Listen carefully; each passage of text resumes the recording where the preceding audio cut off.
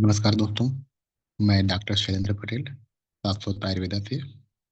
आज के इस लेक्चर में हम चरक संहिता सूत्र स्थान स्वेदन अध्याय को सिंपल लैंग्वेज में plus exam oriented plus MCQ point of view से समझेंगे।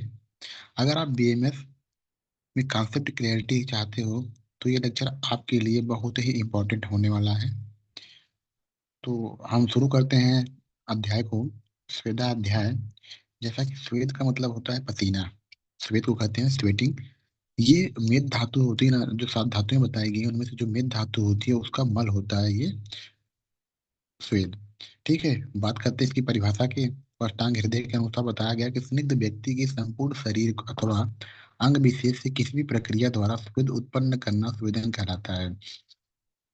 स्वेदन का मतलब ये होता है कि आपके शरीर से पसीना निकलवाना होता है। ठीक है, जो यहाँ पर बताया जा रहा है वो कहा जा रहा है स्निग्ध व्यक्ति को। इसके पहले का जो अध्याय हमने पढ़ा था वो पढ़ा था स्नेहन। स्नेहन के बाद ही स्वेदन को प्रक्रिया करवाते हैं। ठीक है, बात करते हैं चरक सूत्र में इसकी क्या डेफिनेशन दी गई है। तो वह प्रक्रिया जो शरीर की जकड़ाहट यानी कि स्टिफनेस, स्तंभता, गुरुता यानी कि हैवीनेस, शीतलता यानी कि जो ठंडीपना होता है बॉडी की, उन सभी को नष्ट कर पसीने की प्रवृत्ति कराता हो उसे स्वेदन कहते हैं। बात करते हैं यहाँ पर कि जो स्वेदन होता है वो वात कफात्मक होता है। वात कफ को समन करने वाला होता है और पित्त को बढ़ाने वाला होता है। जो स्वेदन होता है वो तीन चीजों की अपेक्षा करता है। कौन कौन से? रोग, ऋतु, व्याधि के बल। मतलब अगर वातज रोग होगा तो उसमें स्वेदन करवाएंगे। कफज होगा तो स्वेदन करवाएंगे, लेकिन पित्तज में नहीं करवाते हैं। ऋतु, अगर ग्रीष्म ऋतु चल रही है, गर्मियों का समय चल रहा है तो स्वेदन नहीं करवाएंगे। व्याधि बल, व्याधि का जो बल अगर बहुत ज्यादा है, व्याधि बलवान है तो स्वेदन उसमें करवाएंगे। व्याधि अगर बहुत मंद है तो उसमें नहीं करवाएंगे। फिर बात करते हैं स्वेदन की विधि। कब भेद कितने होते हैं? टाइप्स ऑफ स्वेदन, सुडेशन थेरेपी इसको बोलते हैं। सुडेशन थेरेपी हम हमेशा स्नेहन कराने के बाद करवाते हैं। यहाँ पर स्वेदन के जो भेद बताए गए हैं वो अलग अलग क्राइटेरिया के हिसाब से बताए गए हैं। एक तो स्वेदन की जो होती है मात्रा अनुसार भेद बताए गए हैं। तो इसमें होता है महास्वेद, मध्यम स्वेद, दुर्बल स्वेद। महास्वेद किसको करवाते हैं? जहाँ पर रोग बलवान होता है, रोगी बलवान होता है, जो काल चल रहा हो, जो ऋतु चल रही होती है वो शीतकाल वाली चल रही हो। ठीक है, तो महास्वेद मतलब होता है इसमें अमाउंट, ज्यादा अमाउंट में हम इसको ज्यादा टाइम तक इसमें हम जो होता है स्वेदन कराएंगे। मध्यम स्वेद किसमें करवाते हैं? जहाँ पर रोग मध्यम होता है, रोगी जो होता है वो मध्यम बल वाला होता है, और जो साधारण काल चल रही हो उस समय करवाते हैं। बात करते हैं दुर्बल सुवेद की। तो जब रोग दुर्बल हो, रोगी दुर्बल होता है और शीतकाल अल्प चल रही है तो उस समय जो होता है हम दुर्बल स्वेद करवाते हैं। तो ये रहा आपके मात्रा अनुसार स्वेद के भेद हो गए। बात करते हैं दोषानुसार। दोषानुसार स्वेद के दो भेद बताए गए हैं, एक स्निग्ध स्वेद, एक रुच्च स्वेद। स्निग्ध स्वेद किसमें करवाते हैं? जो अगर वातज विकार है, क्योंकि आपको पता है वात जो होता है वो रुच्च होता है, तो रुच्च को खत्म करने के लिए हम स्निग्ध स्वेद करवाएंगे। कफ जो होता है वो स्निग्ध होता है, तो उसमें जो हम स्वेद करवाएंगे वो रुच्च स्वेद करवाएंगे। ठीक है, बात करते हैं अगर वाता जो कफ दोनों विकार साथ में है तो दोनों स्वेद साथ में करवाएंगे, इसमें दो रुच दोनों करवाएंगे। ये रहा आपका दोषानुसार स्वेदन के भेद हो गए। फिर बात करते हैं हम स्थानानुसार। स्थान के अनुसार स्वेदन के भेद। तो मैं आपसे बता दूं, इसमें एक चीज आप याद रखिएगा कि इसमें स्थानवत स्वेदन करते हैं। मतलब जिस दोष का जो स्थान है, जो नियमतः उसका जो स्थान होना चाहिए उस अनुसार उसका चिकित्सा स्वेदन करवाते हैं यहाँ पर। जैसे आमाशयगत वात है, क्योंकि आमाशय में कफ का स्थान होता है, लेकिन ये कह रहे हैं कि आमाशयगत अगर वात है तो हमें पता है कि स्थानवत स्वेदन करते हैं। तो आमाशय में किसका स्थान होता है? कफ का स्थान होता है। तो कफ में कैसा करवाते हैं? ऊपर हमने पढ़ा था, तो कफ में करवाते हैं रुचि स्वेदन। ठीक उसी प्रकार से पक्वाशयगत अगर कफ है, क्योंकि पक्वाशय किसका स्थान होता है? वात का। तो जो अब ये कह रहे हैं कि पक्वाशयगत अगर कफ है तो हम वात में क्या करवाते थे? स्निग्ध स्वेदन। तो यहाँ पर कराएंगे स्नेह पूर्वक स्वेदन। ठीक है, ये बहुत ही इंपॉर्टेंट और एग्जाम के पॉइंट ऑफ व्यू से भी आपके भी एमसीक्यू क्वेश्चन यहाँ से बनते हैं। अगर लेक्चर आपको अच्छा लग रहा है तो चैनल को सब्सक्राइब करिए और शेयर करिए। फिर बात करते हैं स्वेदन की मात्रा। डिफरेंट प्रकार के अंगों पर कितने अमाउंट में, कौन से अंग पर कितना करते हैं। तो यहाँ पर आप याद रखिए ब्रीसड, टेस्टिस, हृदय, हार्ट यानी कि चेस्ट एरिया, दृष्टि बोले तो आईज, इन तीन जगहों पर जो होता है स्वेदन नहीं कराया जाता है, या आपकी बहुत इच्छा हो रही है, तो आप मृदु स्वेदन कराइए वहां पर। फिर बात करते हैं वंशड़ प्रदेश। वंशड़ प्रदेश किसको कहते हैं? ग्रोइंग रीजन, यानी कि जो हमारे इंग्वाइनल रीजन है, जो हमारे एब्डोमेन और थाइस के बीच का जो ये पोर्शन जहाँ पर हमारे है जो जॉइंट होता है, वहां पर हम उसको वंशड़ प्रदेश बोलते हैं। तो वंशड़ प्रदेश में हम मध्यम स्वेदन करवाते हैं। बाकी के अंगों पर क्या करते हैं हम, कि हम आवश्यकता अनुसार जितना हमारी इच्छा होती है उसके अनुसार हम स्वेदन करवाते हैं। बात करते हैं नेत्र का शोधन कैसे करते हैं। जैसा कि आपने बताया कि नेत्र में आईज में शोधन निषिद्ध बताया गया, लेकिन अगर आपका बहुत इच्छा हो रही है, शोधन करवाना चाह रहे हो आप, तो नेत्र में पद्म, उत्पल, ये दोनों कमल के भेद होते हैं। जो लोटस फ्लावर होता है उसके दोनों भेद होते हैं, पद्म उत्पल। और पलाश से ढककर, पद्म उत्पल और पलाश से ढककर करवाते हैं। पलाश एक प्लांट होता है। फिर जो हृदय प्रदेश का शोधन करवाते हैं, हृदय प्रदेश का शोधन करवाने के लिए मुक्तावली, मोतियों की माला पहना दीजिए, शीतल कांसा, गीले कमल या गीले हाथों से हृदय प्रदेश का शोधन करवाते हैं। फिर आपका नेक्स्ट सबसे इंपॉर्टेंट जो एग्जाम के में आपको बहुत पूछा जाता है, आपके में वाइवा में पूछा जाता है इस सवाल क्वेश्चन को, और एमसीक्यू बेस्ड क्वेश्चन भी यहाँ से बनते हैं। इस सब में शोधन का लक्षण क्या होता है, मैं आपके सामने लिखा हूँ कि इसको याद करना है, तो आप इसको याद करने की कोशिश करिएगा। शीत शूल उपरमे स्तंभ गौरव निग्रहे संजाते मार्दवे स्वेदे स्वेदन विरति मता। मतलब शीत का मतलब होता है ठंडी, शूल का मतलब होता है पेन, उपरा में मतलब होता है कि इनको खत्म करता है, इनका शमन करता है। स्तंभ मतलब होता है स्टिफनेस, गौरव मतलब होता है भारीनेस, निग्रह मतलब नाश करता है। संजाते मार्दवे, शरीर के जो अवयव होते हैं, जो शरीर के पार्ट होते हैं, उनको मृदुता लाता है, यानी कि कोमल सॉफ्टनेस बनाता है। स्वेदे, स्वेद पसीना आने लगता है। यही सम्यक संवेदन के लक्षण बताए गए हैं। एग्जाम के पॉइंट ऑफ व्यू से ये आपके लिए बहुत इंपॉर्टेंट है। यहाँ पर मैं आपको कहूंगा कि इसको आप याद रखिए। नेक्स्ट आते हैं अति संवेदन। अगर सम्यक, अगर संवेदन के जो होता है अति संवेदन हो गया, मतलब संवेदन जो होता है हाइपर में हो गया, ज्यादा हो गया, तो ऐसी सिचुएशन में क्या होता है, क्योंकि संवेदन का मतलब होता है गर्मी पैदा करना, पसीना पैदा करना, किसके द्वारा? गर्मी देकर। तो अगर हम अत्यधिक मात्रा में संवेदन करा देंगे, अत्यधिक मात्रा में हम गर्मी दे देंगे, तो गर्मी क्या करती है सबसे ज्यादा? हमारे शरीर से पसीना ज्यादा निकालेगी।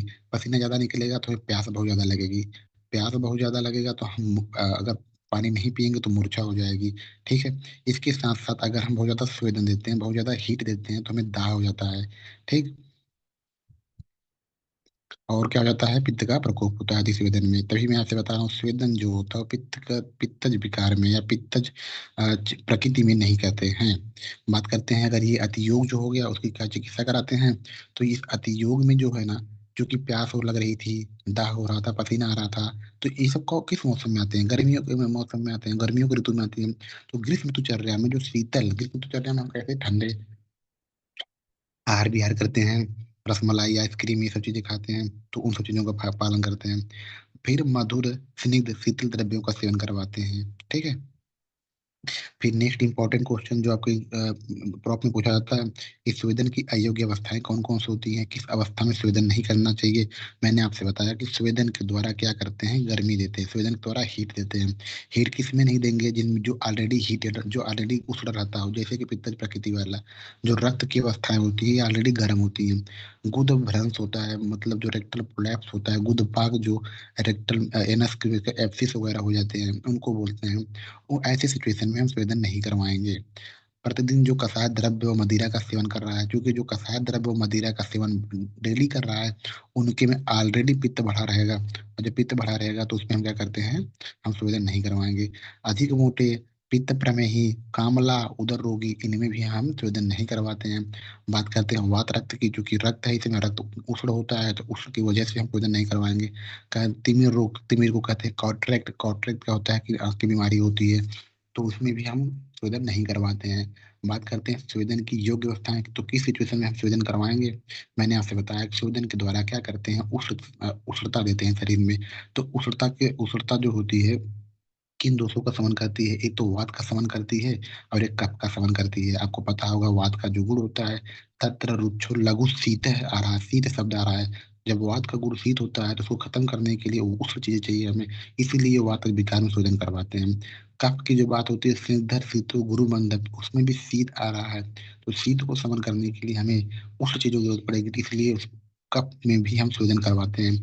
आपसे एग्जाम में पूछा जाता है कि स्वेदन के अयोग, स्वेदन की योग्य कौन अवस्थाएं होती हैं, तो स्वेदन की योग्य में प्रतिशया राइनाइटिस होता है ना। ये हमारे जो साइनस होते हैं उसकी बीमारी होती है। काफ, कफ, आम दोष मतलब होता है बेटा कि जो हमारे शरीर में ना हम फूड्स वगैरह ले रहे हैं, खाना खा रहे हैं, खाना जाकर लंबे समय तक उसका डाइजेशन सही से नहीं हो रहा है, तो वो आम की उत्पत्ति करता है। ठीक है। मूत्राघात मतलब होता है कि यूरिन रिटेंशन। ठीक है। मूत्रकृच मतलब होता है पेनफुल, जो यूरिनेशन होता है उसको कहते हैं मूत्रकृच कहते हैं। तो ऐसी सिचुएशन में हम स्वेदन करवाते हैं। फिर हम बात करते हैं उपनाह की शोधन विधि। उपनाह मतलब होता है पोल्टिस बांधना। जैसे हम क्रैप बैंडेज बांधते हैं ना, तो हम उसमें बताया जाता है कि जो आपको जो है सुबह बांधिए, तो सुबह अगर अगर अगर दिन में बांध रहे हो तो रात्रि में खोल दीजिए, और रात्रि में अगर बांध रहे हो तो दिन में खोल दीजिए। ऐसा इसलिए करते हैं बेटा क्योंकि 24 आवर्स बांधने से क्या होगा कि ब्लड सर्कुलेशन रुक जाएगा और आगे चल के फर्दर जो है कॉम्प्लिकेशन डेवलप होंगे।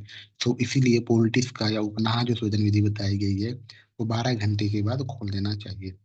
सबसे इम्पोर्टेंट चैप्टर का जो आपके एग्जाम में बहुत पूछा जाता है, क्वेश्चन पीजी में पूछा जाता है, क्वेश्चन यूजी में पूछा जाता है।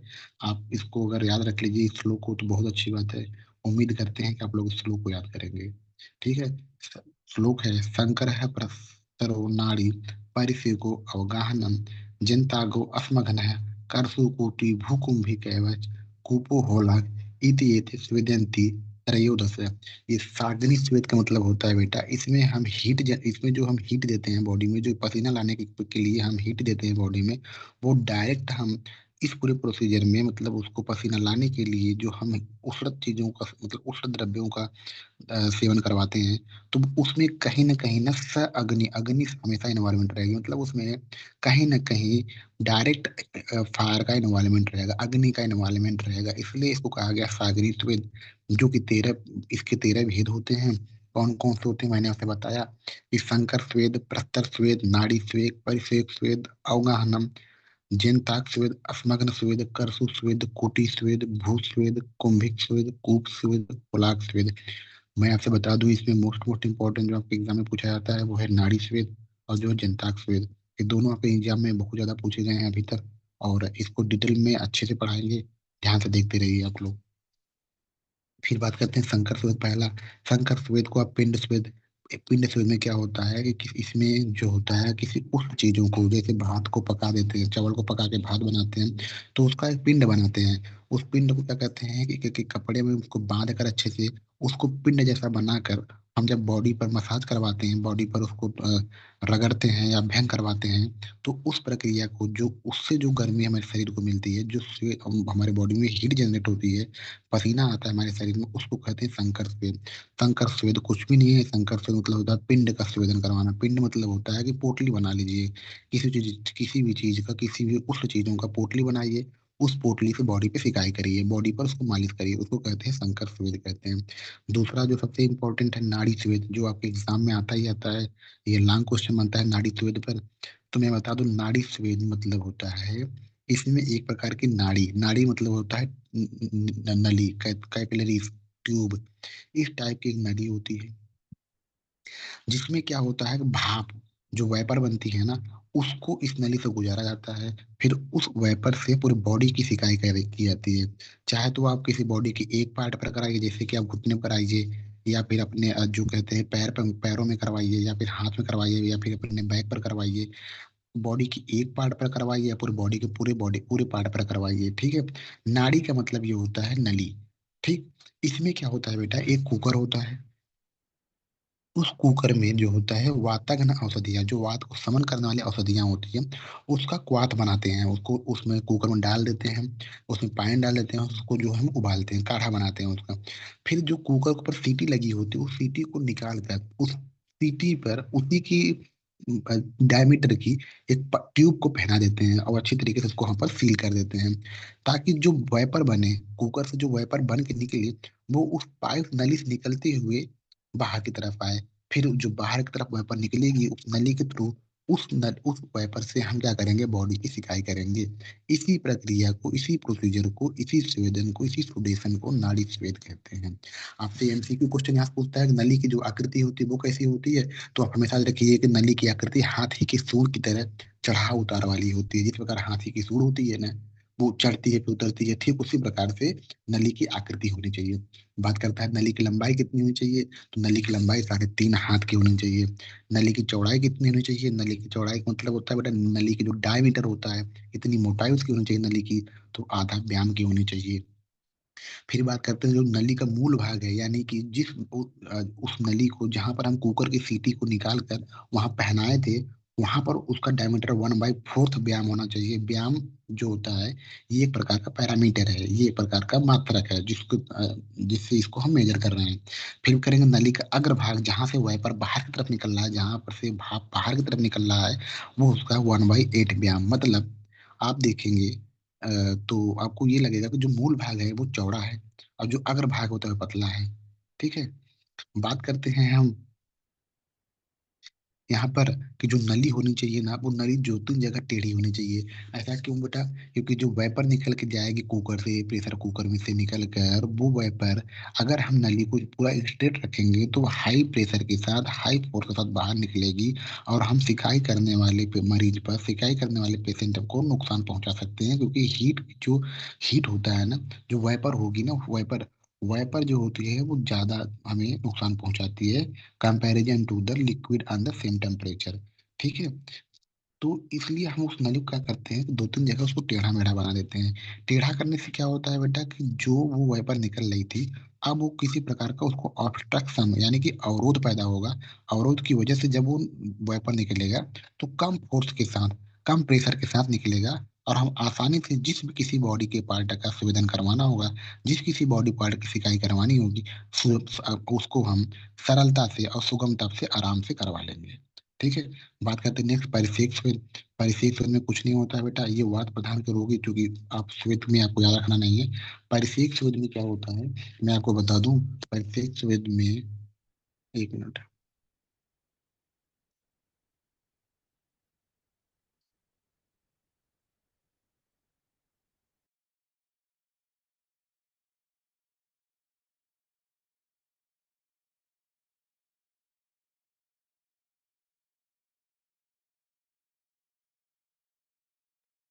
परिसेक का जो सूजी होता है बेटा, उसमें क्या करते हैं ना कि जैसे आपने माली को फूलों की सिंचाई करते हुए देखा होगा, तो जो वो वर्सपुली का इस्तेमाल करता है, जो डच इस्तेमाल करता है ना, उसके थ्रू जैसे पानी निकलता है ना, ठीक उसी प्रकार से इसमें क्या होता है कि वातावरण द्रव्यों के को क्वाथ के उसके काढ़े को एक वर्षपुली क्या, इसमें हजार छिद्र वाला जो होता है घड़ा नहीं होता, फुहारदानी इसको बोलते हैं, इसमें फुहारा निकलता है पानी का, उसमें डालकर बॉडी के ऊपर हम क्या करते हैं उसको गिराते हैं। इसको कहते हैं परिसेक, एफ्यूजन।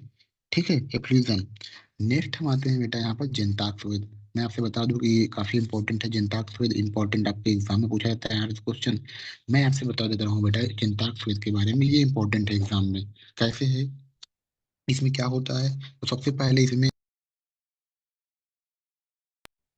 इसमें क्या करते हैं कि सबसे पहले भूमि की परीक्षा करते हैं। ठीक है। भूमि की परीक्षा, जो भूमि कैसे होनी चाहिए, वो काली और पीली मिट्टी वाली होनी चाहिए। वह भूमि कहाँ होनी चाहिए, जहां पर हम जनता शोध करवाएंगे वो भूमि पूर्व उत्तर दिशा में होनी चाहिए, और उसके बगल में एक जलाशय होना चाहिए। ठीक है।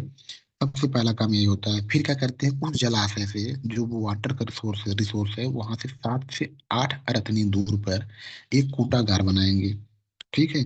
कूटागार का मतलब क्या होता है, एक प्रकार का कहा जाए तो आपको राउंड शेप्ड का जो घर होता है उसको कहते हैं, गोलाकार घर होता है तो कूटागार बन कहते हैं। ठीक है। फिर क्या करते हैं कि उस कूटागार की ऊंचाई और चौड़ाई मैक्सिमम 16 रत्नी होनी चाहिए। जो कूटागार है उसकी ऊंचाई और जो चौड़ाई होती है ना, वो मैक्सिमम 16 हाथ की होनी चाहिए, रत्नी की होनी चाहिए। क्या करते हैं, उस कूटागार में चारों तरफ से गोलाकार व अनेक वातायन वातायन मतलब खिड़कियां होनी चाहिए, अनेक खिड़कियां होनी चाहिए चारों तरफ से। ठीक है।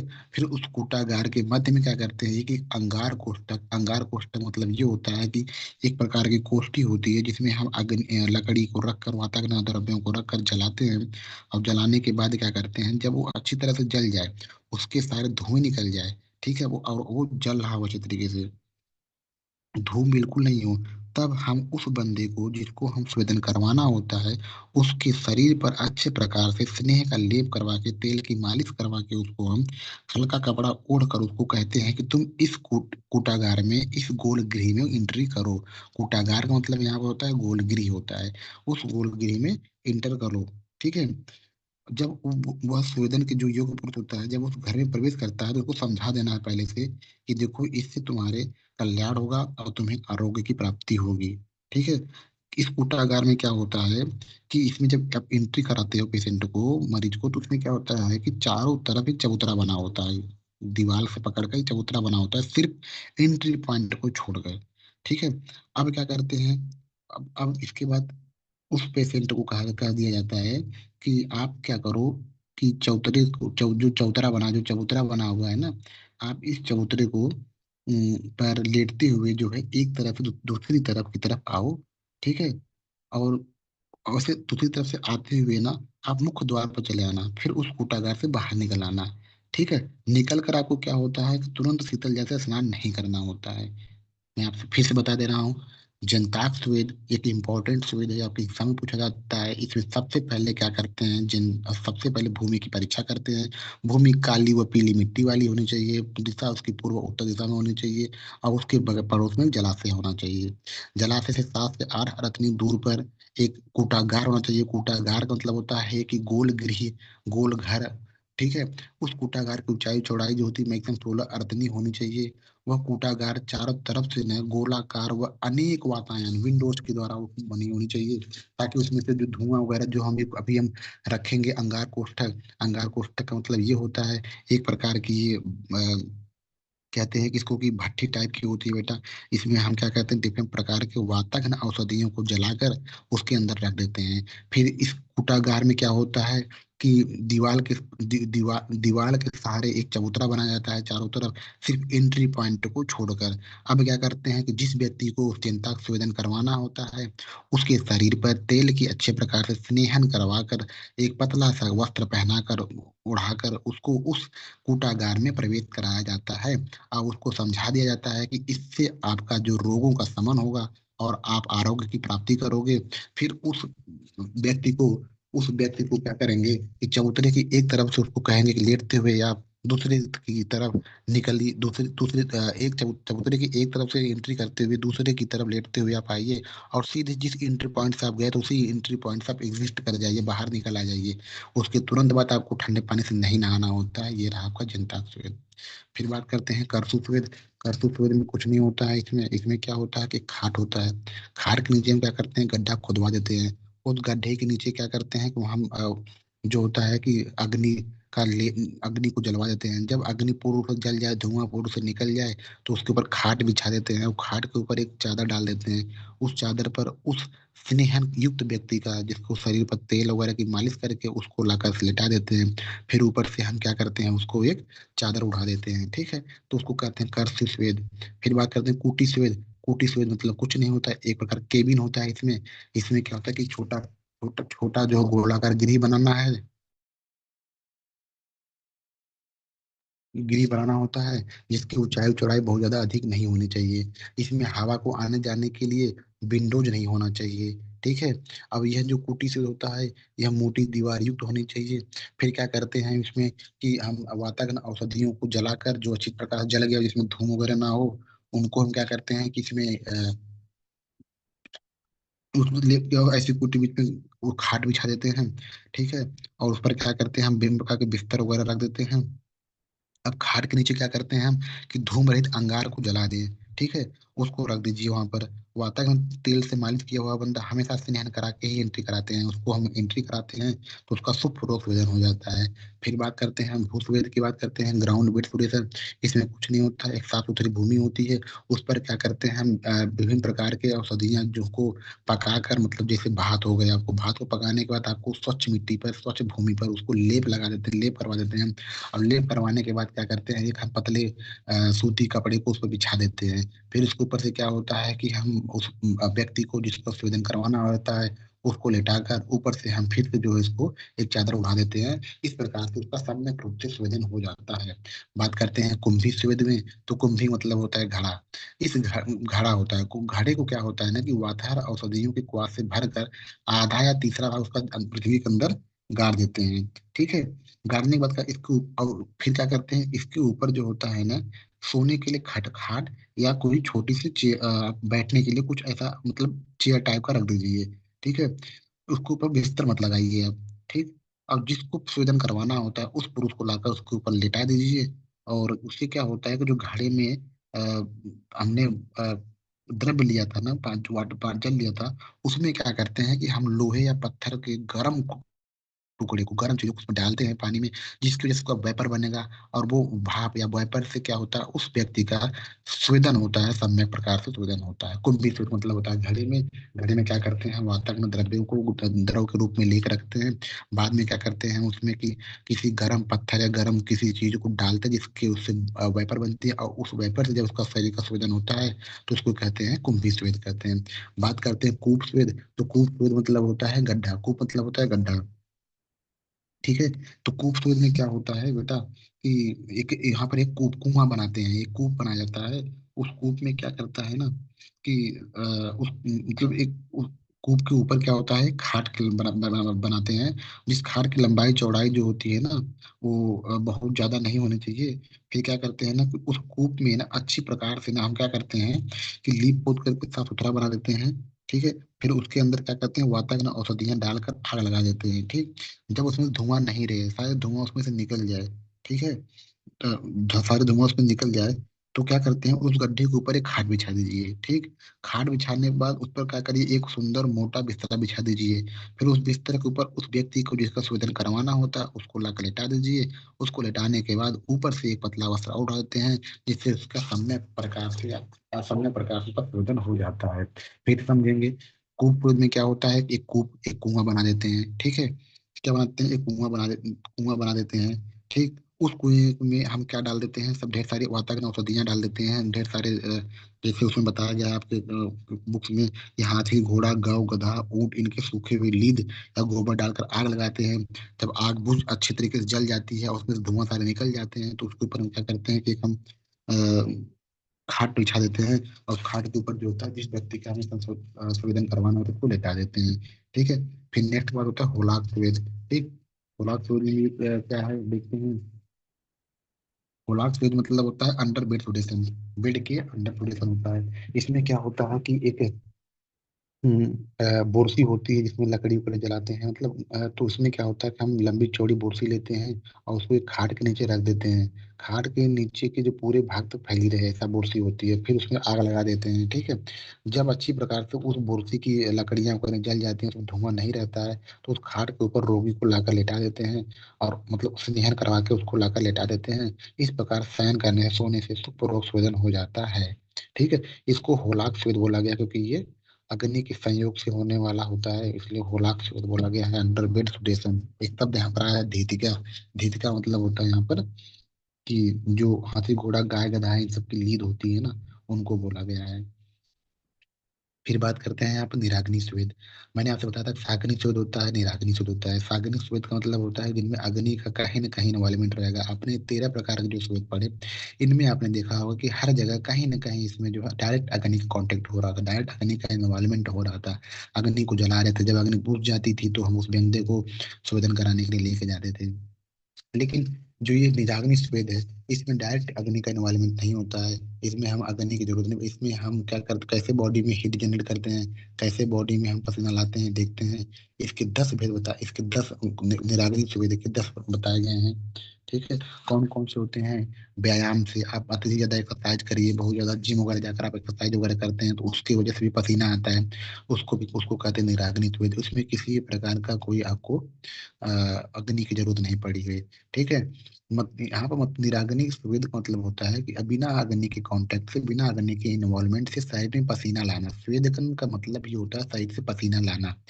उष्ण सदनम, उष्ण मतलब होता है गर्म, सदन मतलब होता है गृह घर, गर्म गर्म घर में अगर रह रहे हो आप तो भी आपके शरीर से पसीना आ जाएगा।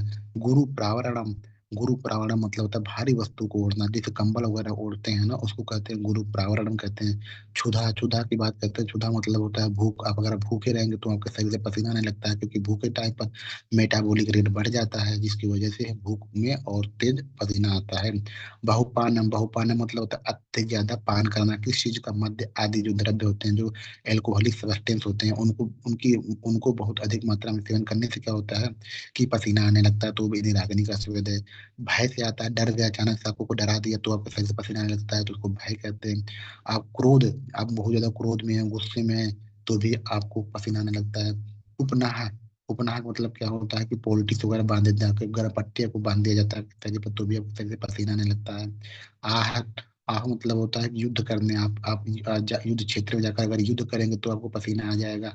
आतपा, आतपा मतलब होता है कि सनलाइट, आतप मतलब सूर्य का प्रकाश अगर आपको मिलती है तो भी आपको शरीर से पसीना आने लगता है। इन सब चीजों में, इन 10 चीजों में हमने देखा कहीं भी डायरेक्ट अग्नि का इन्वॉल्वमेंट नहीं आया है।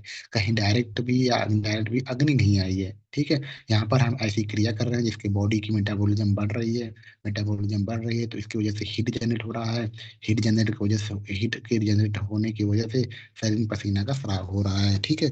यहाँ पर ऐसा कुछ भी खास नहीं है। और ये चैप्टर खत्म हुआ। मैं आपसे बता दूं कि एग्जाम के पॉइंट ऑफ व्यू से चैप्टर आपके लिए बहुत इंपॉर्टेंट है। उम्मीद करता हूँ चैप्टर लोग तैयार करेंगे अच्छे से, ठीक है। नेक्स्ट आपका लेक्चर आपकी जो होती है नेक्स्ट टाइम पर होगा।